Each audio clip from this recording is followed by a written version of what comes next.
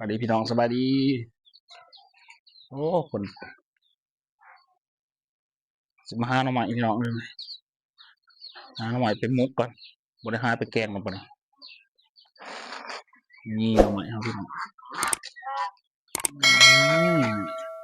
ปีไก่เราได้ไก่ที่เงินเราได้นี่บุคคลขนาดไก่ที่เคย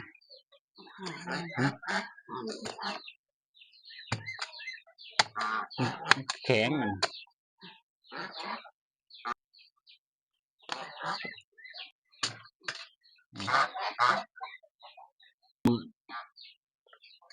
เหมือนพี่น้องเลยมันเหมือนมันหาแต่เสาเอง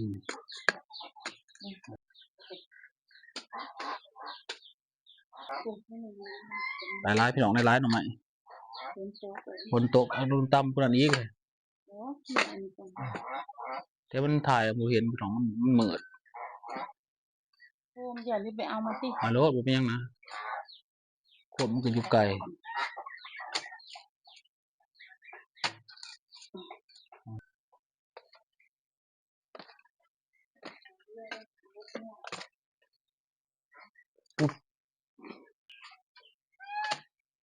หาอยู่ขังเงินขังสัตว์นี่แหละพี่น้องเลยมีหน่อไม้อยู่ใส่ละพี่น้องเอ้ยหาก็บ่เห็นนะมันอยู่ใส่แบบมันอยู่ในดุ่มอยู่ไหน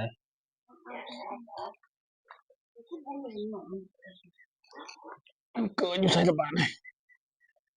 โอ้ยเอาบ่ได้พี่บอกไปเลยเอาทำไมบรรยากาศฝนตกพี่น้องกับก่อนหน่อไม้บรรยากาศฝนตกแต่เช้าโอ้ยก่อนหน่อไม้ก็อยู่อันนั้นพี่น้องเอ้ยหายากมันอยู่บางแคบๆนะโอ้ยมามืด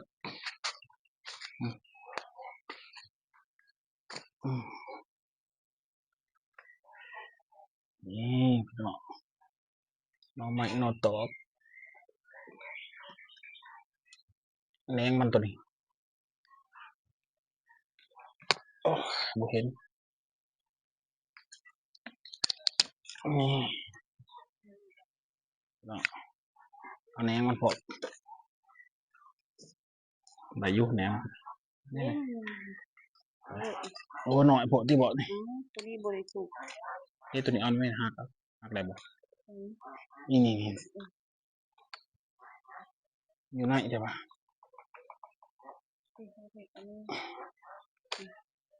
ตัวนี้จะเป็นหางโอ้จะเป็นยังไงแล้วถ่ายอยู่เลยได้อยู่บ่แมงมันได้เนาะ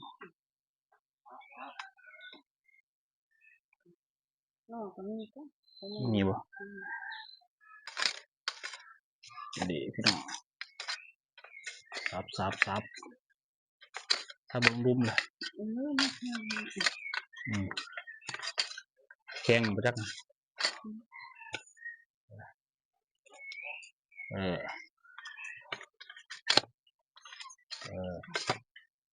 ซับมันได้ด้วยแข้งด่ะบ่เห็นข้างไหนแข้งเห็นบ่มานี่พี่น้องอึ๊บทำไมใหญ่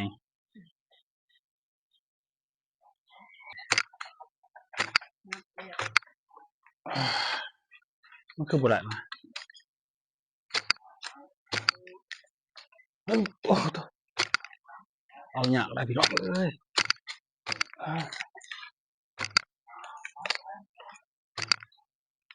ดูขับปวดได้บ่ให้ไก่กันเลยนะเอา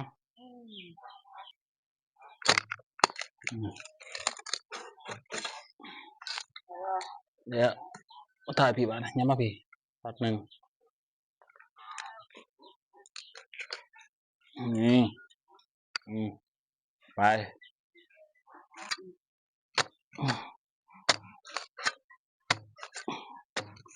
เจ้าน่าจะบ่ได้เจ้าจะบ่ได้ง่าย ได้แล้วค่ะ นะไปไก่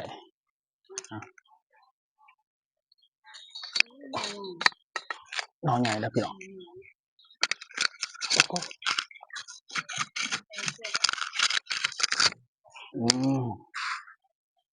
พี่น้องว้าวเลยไปซับเอาเถอะ ตัวเอาเมน สับใบสับบาทแล้วจะจับบ้างฮักเถิงพี่นะ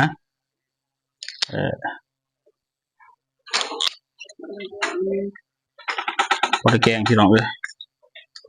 ว้าวเวลาตัวนั้นมันหน่อยเอานี่พี่น้องจุ๊บเอาโอ้โห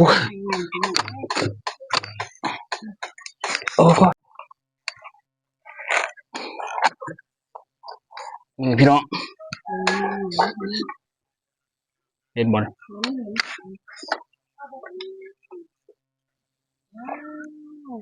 สีมือเถอะบ้าน ถ่ายคลิปถ่ายหูกระหู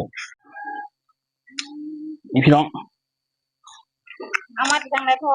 นี่เบิร์ดแถวนี่ เข้มน้องให้ดีกว่า แคมน้อง พอได้นั่ง จุ๊บนี่หน่อไม้ อ๋อคือได้หลายแค่ไป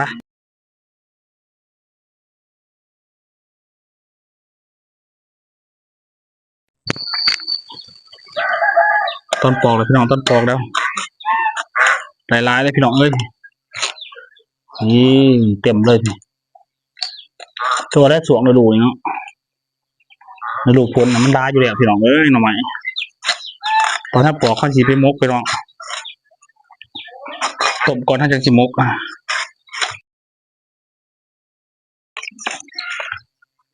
ตอนล่างนะพี่น้องเอ้ยปอกแล้วก็ล่างเดี๋ยวเราจะไปยังไปจักไปยังเนาะ ไปจักไปยำเห็ดมก ไปจักไปยำเห็ดมกเห็ดแกงพี่น้องไปลายได้หน่อไม้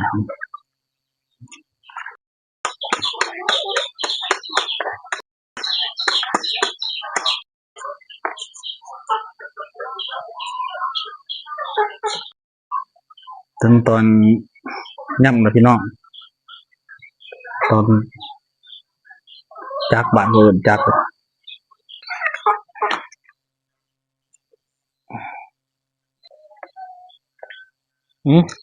ง่ายว่าตัวนั่ง หน่อยคือกันอยู่นะแค่หน่อยซ้ำกันเนี่ยโอ้เต็มหมอเลยพี่น้องเลย